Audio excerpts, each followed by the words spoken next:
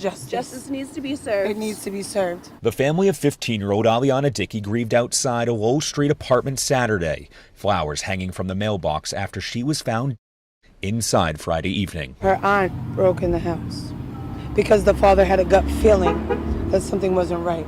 The girl's family is praying for justice. That man, he's no good, he's a coward, and I hope he gets everything he deserves. And we're mourning and we're hurting. Beatty is being held without bail. I was on the phone with her last night talking about how she was going to high school and stuff.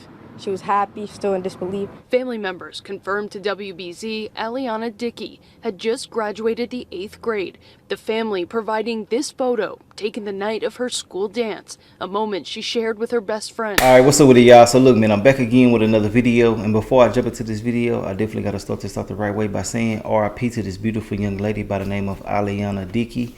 She was 15 years old. And before we get into all of the details and specifics, I got to start this out the right way. Like I said, I got to tell her RIP, and I want to send my condolences out to the entire family, especially the mother and the father, because losing your child already is devastating, but to actually lose your child to the hands of someone else in the manner that she lost her life has to be very, very traumatizing. You know what I'm saying?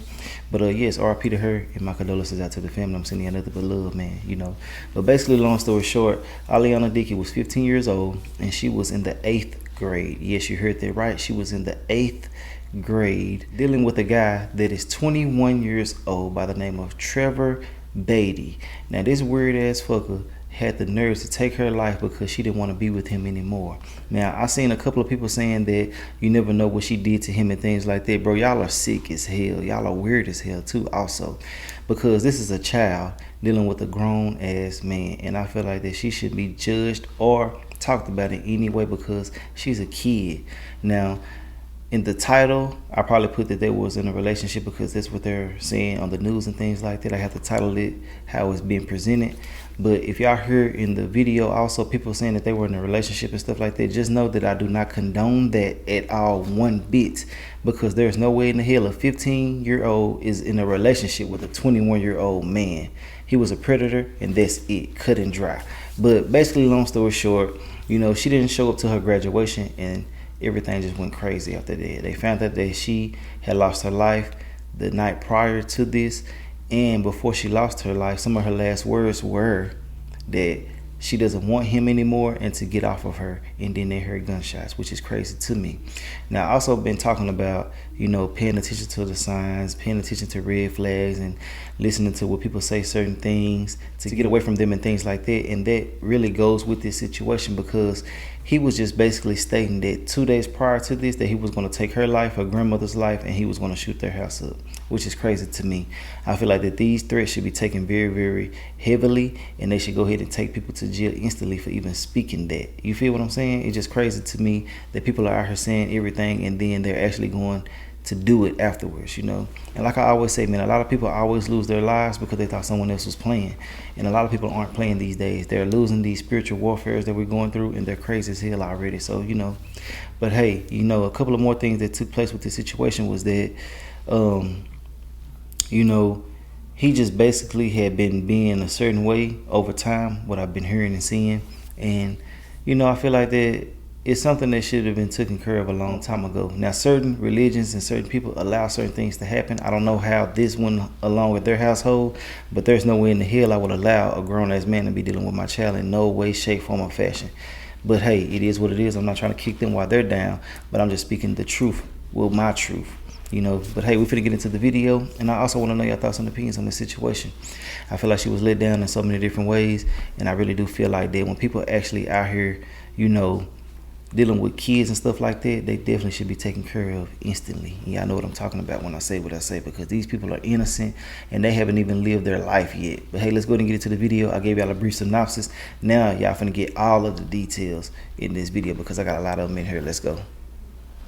Justice needs to be served. It needs to be served. The family of 15-year-old Aliana Dickey grieved outside a Low Street apartment Saturday, flowers hanging from the mailbox after she was found inside Friday evening. Her aunt broke in the house because the father had a gut feeling that something wasn't right, and she found her. The Middlesex District Attorney's Office said the family member found traumatic injuries to the girl's body. Police reportedly found apparent wounds and shell casings around the scene. It has been terrifying, tragic. Our baby needs justice. Aliana's stepmother and aunt told us she was supposed to graduate 8th grade on Friday as a student at Lowell Public Schools, never able to cross the stage. A young woman, not even blossomed yet. Her whole life ahead of her. And someone took it from her. From all of us. Our baby. Still coming to terms with the unthinkable loss, the family mourned shoulder to shoulder where she was found, remembering the soon-to-be high schooler they say was a shining light. She was just always full of life. Her father, Scott, at a loss for words. Beautiful joy every morning. The DA's office has yet to specify if any arrests have been made in connection to the apparent homicide investigation, the family addressing the person responsible. Sick. Disgusting. Leaving a Lowell family heartbroken this weekend. How are we supposed to tell her siblings, her 10-year-old sister, her other 10-year-old sister, and her 5-year-old brother? This isn't heaven. Still a lot of details unclear about this tragic incident out of Lowell, but the DA's office says this is an active and ongoing investigation, and as soon as we learn more information, we'll update you on air and online. For now in Lowell, I'm Daniel Coates for local station Boston 25 News. The 15-year-old victim was on the day of her middle school graduation. In court today, we learned the alleged gunman threatened her life 2 days before her death. Emotions are high in court as Trevor Beatty faces a judge accused of murder. The 21-year-old allegedly shot and killed a 15-year-old girl. It's not fair to her. She had a lot of plans in life and beautiful girl, beautiful. Aliana Dickey was shot multiple times in her Lowell home shortly after midnight Friday. Her body discovered after she did not show up for her middle school graduation that day. She was going to surprise my son with a picture in the graduation, but that didn't happen. It was taken from her. Prosecutors say surveillance shows Beatty going into the victim's home, and 8 shots can be heard on the video. A 911 caller reported hearing an argument on the street. According to the caller, she heard a female screaming, "Get off me, get away from me, I don't want to be with you anymore." Prosecutors say Beatty was in an abusive relationship with the girl, including threats a relative told police he made just 2 days before her death. He made statements such as, "I'm going to kill you, I'm going to kill your grandma," and that he was going to shoot up her house, and that he threatened to kill her. The girl's family is praying for justice. That man, he's no good, he's a coward, and I hope he gets everything he deserves. And we're mourning and we're hurting. Beatty is being held without bail. At the Lowell Courthouse, Sarah Conji, WCBB News Center 5. Tragedy in Lowell. Police are investigating the death of a 15-year-old girl. Thanks for joining us tonight, everyone. I'm Jordan Jaglinzer. The Middlesex District Attorney's Office says a family member found her body with traumatic injuries, and as WBZ's Laura Hafley reports, her death is now being investigated as a homicide. Flowers are piling up outside of this apartment building here in Lowell. You can see a candle lit down here. This is where police say Friday night a 15-year-old girl was shot. The tight-knit neighborhood stunned by the violence. It was a heartbreaking scene Friday night inside of this Lowell apartment. The Middlesex District Attorney's Office says a 15-year-old girl was shot. I was on the phone with her last night talking about how she was going to high school stuff. She was happy, still in disbelief. Family members confirmed to WBZ. That's one of the things that a lot of people be failing to realize when they're dealing with someone. You can be dealing with someone who's very envious and jealous of you. Even if it's something small and minute, something that you don't even find to be such a big deal, they can find it to be such a big deal. They can be so jealous of you to the point where they be ready to take your life. Some people can't be happy for you unless they're involved with the happiness. You get what I'm saying? And that's just some shit that I really never understood. If I can't be happy for you genuinely, I need to do some reevaluations with my damn self. I need to go ahead and analyze what the hell I got going on with my life. Why am I so miserable to the point where I can't see somebody else happy? You know, like I be saying, man, do inventory on everybody, but also do it on your damn self, because a lot of the times, man, people be out here on some weirdo shit, you feel me? But yes, you hear what they're saying. She was in disbelief, she was happy and things like that. And trust me, she showed that same type of love and happiness to that dude, and he probably didn't like that. And, you know, just a simple thought that, okay, you finna do something and you don't want me no more, You got the audacity to not want me no more. People don't want you to have standards no more. They want you to just accept anything. No, nobody want to deal with certain situations. But yes, nobody want to deal with no negativity, especially in the midst of my happiness. You know, people love to do that. You can just sit back and watch certain people be, you know, miserable. You know, you can be having something going on with yourself, and they'll find a way to bring some negativity towards that. And if you try to brush it off or shoo it off, they'll get worse and worse and worse and worse and worse. You feel me? But hey, that's just my thoughts and opinions on that. But yes, you got to realize and understand that you could be dealing with the enemy at any time, you know? Hey, but it is what it is. Get back into the video. Aliana Dickey had just graduated the 8th grade, the family providing this photo taken the night of her school dance, a moment she shared with her best friend. She just had her 8th grade dance, so she was happy about that. She was happy about everything. She said, I'm gonna go to sleep, I'll call you tomorrow. I said, okay. Skylar Guthrie didn't know it would be their last phone call. She wanted to do great things in life. Really positive person. Really positive person. No matter what could go on, it's like, if I was down, she'll bring me up. The district attorney's office says police responded to the Lawrence Street home after a family member discovered the young girl suffering from gun wounds. I was crying because I seen the father show up on the scene. Neighbor Mark Richards witnessed the chaotic scene unfold just steps away from his home. It just felt terrible for him because he wanted to go in. The cops, of course, couldn't let him in.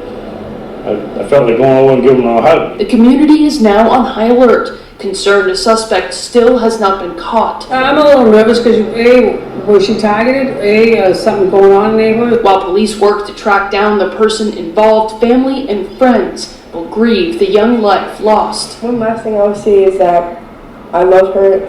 The Middlesex District Attorney says this is still very much an open investigation in its early stages. A suspect has not been identified. In Lowell, Laura Hafley, A Tewksbury man now under arrest for allegedly murdering his teenage girlfriend last week. Trevor Beatty is charged with murder and several other crimes. It is the 15-year-old Aliana Dickey. The victim never showed up for her 8th grade graduation in Lowell last Friday, where she was soon found in a bedroom of her family's home. She died several times. It was learned that Aliana had confided in a number of people that Mr. Beatty had been abusing her and was threatening her as recently as the middle of last week. Well, the DA, Marion Ryan, said a security video from the area shows Beatty and Dickey arguing on the street shortly before she disappeared. Beatty will be arraigned tomorrow morning. Now, you know, I also want to say this. If you're out there dealing with someone and they're beating you, doing certain things to you, let somebody know. Don't ever keep that tight-knit, close-knit, none of that. Let that be known. Expose their ass instantly because, you know, it could lead to something like this right here. I always speak up. I always say what you feel. I always come to the light with certain darkness because, I mean, you could be saving your life in the long run. Some people get so possessive over time after they beat your ass so many different times to the point where they don't even give a damn about nothing because they feel like that they should have you in check to a certain way. And if they can keep you like that, they will take your life just by simply just, you know, not doing what they want you to do. You know what I'm saying? I always take heed to everything and everybody around you, bro. Like I keep on telling y'all, man. People will do everything that you allow them to do. And if you're not saying certain things and doing certain things, you're kind of allowing it. Even though this is a child and I'm not blaming her, I'm just saying. You feel what I'm saying? Let's get back into the video. This is a press conference with all of the details that you're going to need. Like I was saying, I got a lot of details and this is it right here too. Let's go. Good afternoon. Thank you for joining us. I am joined at the podium by Lieutenant Police Superintendent Greg Hudon, Detective Lieutenant William Donahue from the State Police, Lowell City Manager Thomas Holden, Assistant District Attorney Chris Tarrant. Today we are announcing that Trevor Beatty, age 21, of Tewksbury, was arrested this afternoon in connection with the murder of 15-year-old Aliana Dickey, which occurred on Lawrence Street in the city on the end of last week, Thursday night into Friday. Mr. Beatty has been charged with murder, armed home invasion, unlawful possession of a firearm, unlawful possession of ammunition, use of a firearm while committing a felony, and discharge of a firearm within 500 feet of a building. He'll be appearing in the Lowell District Court tomorrow morning to be arraigned on those charges. I'm going to speak briefly about the facts of what took place on Thursday into Friday, but I suggest that one of the most important aspects of this case is that Aliana Dickey was first known to be missing when she failed to appear for her 8th grade graduation on Friday morning. Aliana was at the time just 6 weeks past her 15th birthday. She turned 15 on April the 18th, 2009. Well, she was born on April 18th, 2009. When she did not appear at that graduation, the family members who were awaiting her arrival were concerned and began attempting to locate her. That continued throughout much of Friday. Shortly after 6 o'clock on Friday evening, Aliana's grandmother called the Lowell police and reported that they had found her inside her Lawrence Street home, and they believed that she was certainly hurt and possibly dead. The police arrived. They found Aliana on the floor, in the first floor bedroom, suffering from apparent gunshot wounds. Multiple shell casings were also found close to Aliana. Later investigation determined that Aliana had been the victim of abuse from 21-year-old Mr. Beatty, who had been a boyfriend for some period of time. It was learned that Aliana had confided in a number of people that Mr. Beatty had been abusing her and was threatening her as recently as the middle of last week. The Lowell police had received a call around midnight on Thursday night into Friday from an individual who reported that they heard a male and a female fighting outside on the street. The caller reported that she heard that female screaming, "Get off me, get away from me, I don't want to be with you anymore." Shit's sad. That caller further reported that they had heard gunshots. Police responded to the scene, but did not locate anyone on the street after a search. Later recovery of video from that area showed that a young woman, later identified as Aliana, had been on the street at one point with an male, later identified as the defendant, and that events had unfolded as they had been reported by that caller. Police later learned that on June 15th, the defendant allegedly took an Uber to the home of Ms. Dickey on Lawrence Street, and shortly afterwards, he reached the same Uber and took that Uber away from the Lawrence Street area. The driver of that Uber later reported to police that he was concerned by the behavior of that passenger, and he later was able to identify that individual as Mr. Beatty. This was premeditated. This afternoon, Mr. Beatty was located inside a residence in Peabody. He was arrested without incident. Obviously, given the tragedy of what has happened, Aliana's family is still grieving, has some very difficult days ahead of them, and has asked that their privacy be respected. As I mentioned, what's important to remember about this incident is that Aliana should have been finishing 8th grade on Friday. Definitely. And also, the same topic, which I was here just about a week and a half ago speaking about, which is the prevalence and the use of guns in our community. This is at least the 5th individual to die by a firearm in Middlesex County. That does not count individuals who have been shot and have survived that. This time, it's a 15-year-old girl. We just cannot continue to countenance this kind of violence, the use of firearms, and then using a firearm in an argument and turning that from an argument to the tragic loss of life. Those are the important pieces to be thinking about when we consider what happened, and in light of Mr. Beatty and the charges that he'll be facing tomorrow morning. I turn it over to the superintendent. Thank you and good afternoon, everyone. I'd just like to thank District Attorney Marion Ryan and her team for all their support in working through this case to get us to this point today. I'd like to thank the state police and all their detectives who work hand in glove with our detectives in the Criminal Bureau to bring this case where we are. There were multiple agencies and resources that were brought to bear to get us here. I'd just like to mention and thank a few of those other organizations. I'd like to thank the Tewksbury Police Department, the Nashua Police Department, Burlington Police Department, Peabody Police Department, Danvers Police Department, and Saugus Police Department, who in some way or another assisted our detectives and state police detectives in our ongoing investigation. I'd like to thank the State Police VFAS unit and Middlesex Sheriff's Office for their support with their personnel that also assisted in our ongoing investigation. Most of all, I'd like to thank the community for their assistance as detectives went, in some cases, door to door, collecting information and video. I'd like to just mention that this is an isolated incident, and with the arrest of the suspect today, that there no longer appears to be any ongoing threat to public safety. And I'd just like to close and thank members of my team, all the detectives and patrol officers who worked very diligently over the entire weekend, virtually 24 hours a day, to bring us to this point today. Thank you. Thank you, Superintendent. Obviously, given that we're still early in the investigation and Mr. Beatty will be in court tomorrow, I'm happy to take a few questions. Aliana, can you talk a little bit more about the circumstances of the shooting? We were hearing from neighbors that afterwards he tried to pose for using cell phones like some of your friends. Those are all pieces of the investigation that we're still looking at, which obviously very early. We've been working over the weekend. We await records and other things. We'll have more to say about that as the case goes on.